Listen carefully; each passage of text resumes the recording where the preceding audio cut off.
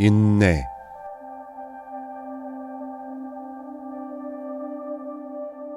인내란 말은 성경에 가장 많이 쓰여진 교훈 가운데 하나입니다.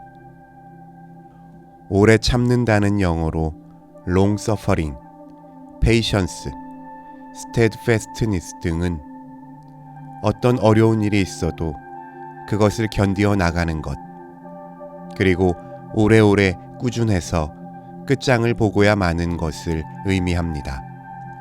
전자는 시간 관계에서 고난이 한없이 계속할 것 같아도 중도에 좌절되거나 포기하는 일 없이 추진하는 것을 말하는 것이겠고, 후자는 고난 자체의 내용이 아무리 잔인하고 고통스러워도 그 괴로움을 참고 부동의 자세로 견디어 나가는 것을 의미합니다. 모든 기독교 윤리가 그러한 것과 같이 이 인내의 교훈도 하느님의 품격에 기초한 것입니다. 우리가 왜 오래 참아야 하느냐? 우리가 믿는 하느님이 그러한 하느님이시기 때문이다 하는 것입니다. 하느님은 긍휼하시고 인자하시며 더디 노하시고 오래 참으시고 사랑과 진실에 풍성하시니라 하였습니다. 하느님은 전능하심으로 그 입김으로 모든 죄인을 멸할 수 있을 것이지만 그는 그렇게 하지 않으신다는 것입니다. 오히려 그가 전능하시기 때문에 우리와 같이 조급하지 않으시고 때가 이르기를 기다리신다는 것입니다. 우리는 몹시 초조하고 걸핏하면 노하고 신경질을 부리는 일이 많습니다. 그것은 자기 자신이 강하고 자신만만하기 때문에 그런 것이 아니라 오히려 자기 능력이 부족하기 때문에 그런 것입니다. 스스로 공허감과 허무와 불안에 떨고 있기 때문이란 말입니다. 인내와의 관계에 있어서 하느님의 품격은 어떠합니까? 하느님의 창조에 있어서 아메바 시대로부터 아담 하와가 선악과를 따먹을 때까지, 그리고 영리해진 현대인에 이르기까지 하느님은 도대체 몇 억만 년을 참고 기다렸겠습니까? 그 아득한 자연사의 깊이를 상상해 보십시오. 아주 비근한 예를 든다면 나무 한 그루가 기둥감이라도 될 만큼 자라려면 근 100년을 한 고장에 서서 자라야 합니다. 그만큼 오래 하느님은 그 나무의 생명을 지켜보신 것입니다. 아이들이 무심코 칼로 자르고 껍질을 벗기고 하면 그 상처를 아물게 하기 위하여 진액을 짜서 바르고 새 껍질을 만들고 하여 원상으로 회복되게 하기까지에 얼마나 오래 사랑의 수고를 드립니까? 몇백 년 된 거목 등걸에 톱질하는 것을 볼 때면 나는 내 몸의 어느 하나를 잘리는 것 같이 송구하고 아파합니다. 그러나 하느님은 말없이 참고 오래오래 복구 공사에 힘쓰십니다. 그의 전능하신 창조 능력을 알고 계시기 때문이라 하겠습니다.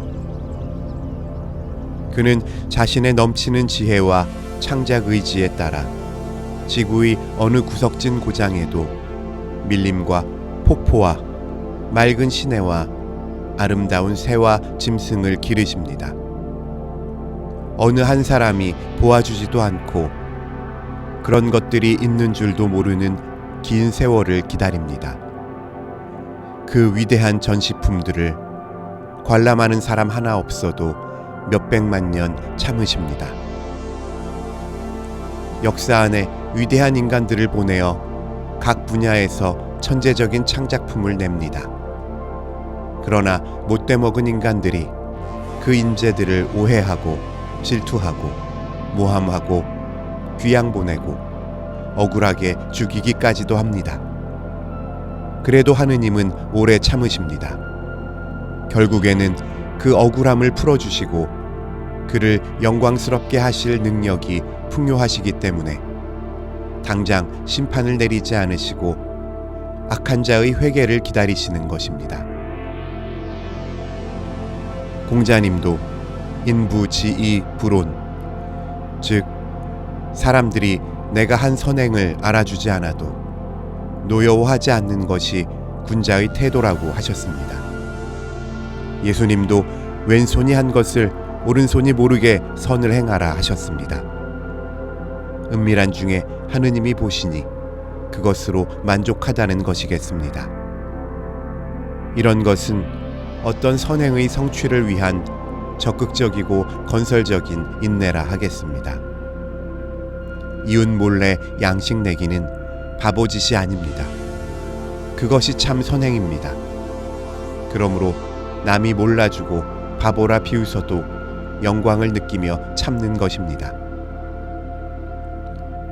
구원의 경륜에 나타난 하느님의 인내는 시간의 길이로나 내용의 어려움으로나 인간의 마음으로서는 헤아릴 수 없는 하느님의 참음이었습니다. 신라원 시대부터 그리스도 탄생까지의 하느님 구원사는 그 시간의 길이에 있어서 시간의 존재와 동일한 길이었습니다. 그 내용에 있어서는 친아드님을 범죄자에게 내주어 그 죄인의 죄와 벌을 대신 받고 그 때문에 속죄의 제물이 되게 하실 정도로 그 농도가 짙은 인간애였습니다. 절대적인 참음이었습니다. 인간들이 역사를 피의 시궁창으로 만들어도 또다시 참고 참으며 탕자의 아버지같이 돌아오기를 기다리는 참음이었습니다. 그리고 또다시 용서하시고 상한 갈대도 꺾지 않으시며 꺼지는 등불도 끄지 않으시는 오래 참음입니다. 그리스도가 다시 오심에 대하여도 우리는 오래 참아야 합니다. 어리석은 열 처녀처럼 중도에서 등불을 끄고 자다가 나팔 소리에 당황하는 일이 없어야 하겠습니다. 교육에 있어서도 참 교육자는 피교육자에게 실망하는 일이 없습니다. 선교에 있어서도 교인 수를 늘리려고 성급하게 굴어서는 안 됩니다. 인도에 론스타 미션이라는 선교단체가 있답니다. 왜 론스타, 즉 외로운 별이란 이름으로 부르게 됐는가 하면 30년 동안 열심으로 전도했지만 단 한 사람밖에 신자를 얻지 못했기 때문이라 합니다. 그래서 어떤 사람은 딴 지방에 선교 구역을 옮기라고도 하고 딴 사업으로 개편하라고도 했답니다. 그러나 그들은 참고 견디었습니다. 그러는 동안에 브라만 계급이 아닌 제4계급, 즉 천민 계급에 전도하기 시작하여 수천 명의 새 신자를 얻었습니다. 그래서 버림받은 천민들이 하느님 자녀로서의 긍지 높은 새 공동체를 형성하여 인간 회복의 드높은 영예를 보였다고 합니다. 그 지방에 가뭄이 심하여 먹을 물이 모두 말라버린 어느 날 동리 사람들이 우물을 파기 시작했습니다. 약 40척 깊이까지 팠지만 물은 없고 큰 반석이 깔려 있어서 더 팔 수도 없게 됐습니다. 모두들 맥을 놓고 주저앉았습니다. 딴 곳을 파자는 사람도 있었습니다. 그러나 그 중에 어른 한 분이 정을 갖고 그 바위를 깨기 시작했습니다. 다 합심하여 반석에 구멍을 뚫습니다. 오래 참고 한 곳만을 뚫는 중에 그 반석 자체가 꿰뚫어졌습니다.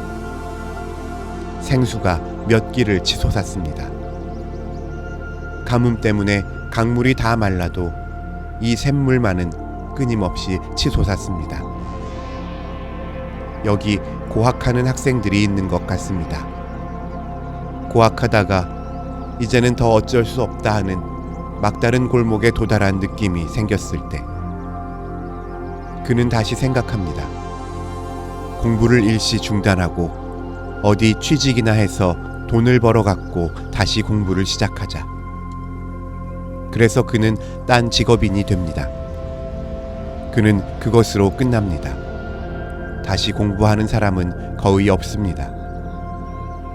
그러나 이젠 더 어쩔 수 없다고 생각되는 그 순간에 에라, 죽으면 죽어라 하고 백척간두에 다시 한 걸음 내디딘 사람은 그 순간에 예기치 못했던 기회가 그의 학문의 길을 열어주는 것입니다. 나는 그런 경우를 너무나 많이 보았기 때문에 이제는 신념같이 되었습니다. 사람이 육체를 기르는데도 수십 년, 어쩌면 평생이 걸리는데 하물며 인간 갱신이라는 이른바 변하여 새 사람 된다는 일이 하루 이틀에 되겠습니까? 이 일을 본직으로 하는 목사, 신부 등 교직자는 모름지기 오래 참는 훈련이 있어야 할 것입니다. 지금 전쟁 후 10대 청소년, 티네이저들의 반항의식이랄까, 분풀이랄까, 제멋대로 행동하는 경향이 미국과 유럽에 늘어가고 있는 것을 봅니다. 그것을 한 심리적 필연인 것 같이 여기고 오히려 찬사를 보내는 어른들도 있는 것 같습니다. 그것은 어이없는 잘못입니다. 그 청소년들이 그렇게 된 것은 어렸을 때 가정에서 엄격한 사랑의 훈련, 극기, 복종, 근면, 질서 등 도덕적 훈련을 등한시한 데서 기인된 것이 거의 전부인 것입니다. 훈련 부족에서 나오는 그릇된 자유, 무례한 교만 등 때문입니다. 동시에 어른들도 그리스도를 본받아 끝까지 참으며 사랑과 진실로 그런 자녀와 친구가 되어야 하겠습니다. 그리고 기도와 간구와 인간 이해에 힘쓰며 성령의 감화를 기대하고 육신을 단속해야 합니다. 이것은 바울의 부탁입니다.